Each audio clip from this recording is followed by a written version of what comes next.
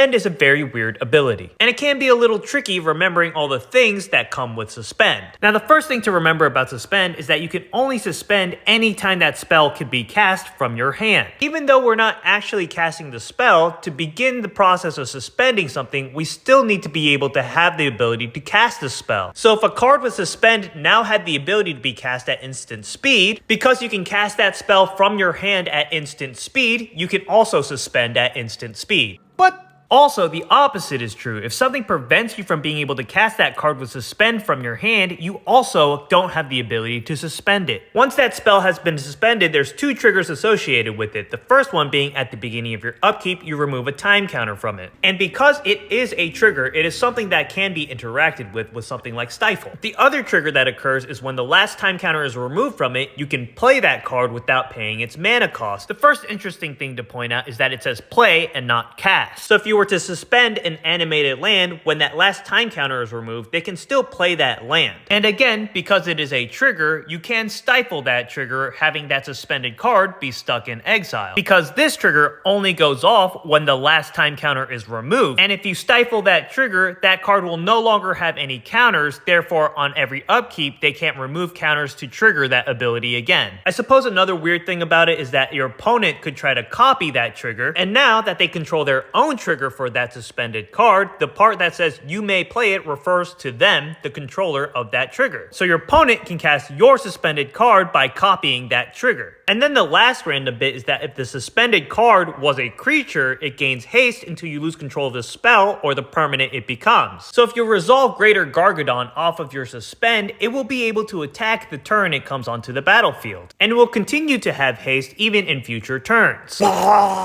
If your opponent gains control of it while it's still a spell, then it will not have haste. Or if you lose control of it, that creature will no longer have haste. I guess one more thing to point out is that these are all things that are inherent of the keyword suspend. So if you use Alondo the Seer to put a card with suspend into exile, that card will naturally have the ability to remove a time counter from it at the beginning of your upkeep. It didn't have to be suspended with its own keyword in order for it to be considered suspended. All it needs to do is sit in exile, have the keyword suspend, and it will naturally have all these abilities.